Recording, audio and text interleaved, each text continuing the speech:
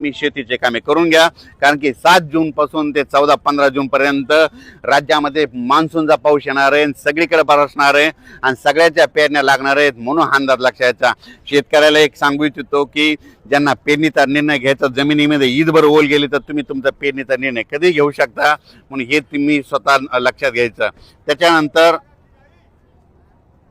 हा जो पाऊस येणार आहे तर या पावसामध्ये, मोसमी पावसामध्ये, मान्सूनच्या पावसामध्ये गारपीट कधीच नसते, पण ह्या पावसामध्ये गारपीट पाहायला भेटणार आहे.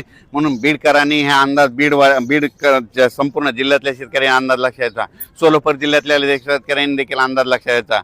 त्याच्यानंतर धाराशिव जिल्हा, परभणी जिल्हा, इकडं अहिल्यानगर जिल्ह्यात देखील गारपिटीसह मध्ये पाऊस पडणार आहे. म्हणून हा अंदाज अहिल्यानगरच्या जिल्ह्यातल्या सर्व शेतकऱ्यांना लक्षात. गारपीट सगळीकडे होत नसते, फक्त वेगवेगळ्या ठिकाणी होते, म्हणून हे देखील लक्षात. सातारा, सांगली देखील, कोल्हापूर देखील खूप जोराचा पाऊस पडणार आहे, मुसळधार पडणार आहे, म्हणून कोल्हापूरच्या शेतकऱ्यांनी अंदाज. पुणे भागात देखील खूप जोराचा पाऊस पडणार आहे, पण पुणे पश्चिम आता मुसळधार काही ठिकाणी अतिवृष्टी होणार आहे, म्हणून हे देखील पुणेकरांनी लक्षात. त्याच्यानंतर नाशिक जिल्ह्यात देखील चांगला पाऊस पडणार आहे, म्हणून नाशिकच्या शेतकऱ्यांनी अंदाज लक्षात. उत्तर महाराष्ट्रामध्ये आज देखील, म्हणजे आज 31 मेलाच आजच बऱ्याच ठिकाणी पावसाला सुरुवात होणार आहे.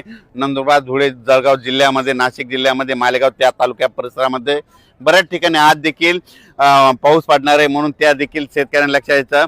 पण त्याच्यानंतर मान्सूनचा 7 ते 14 मध्ये तुमच्याकडे देखील चांगला पाऊस पडणार आहे, म्हणून हे देखील अंदाज लक्षात यायचा.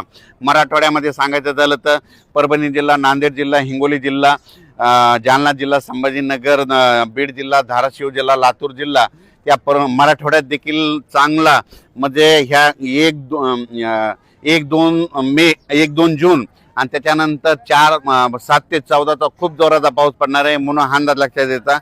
तुरळक भागात गारपीट देखील होणार आहे या मोसमी पावसात, म्हणून हे मराठवाड्याच्या शेतकऱ्यांना देखील अंदाज लक्षात येतात. विदर्भात देखील आज 31 मे, विदर्भात देखील आज 31 मे ते जवळपास 5 जून पर्यंत दररोज वेगवेगळ्या भागामध्ये आजच बऱ्याच ठिकाणी पावसाचं आगमन होणार आहे. दुपारी 2:30-3च्या नंतरच विदर्भात देखील पाऊस पडणार आहे आणि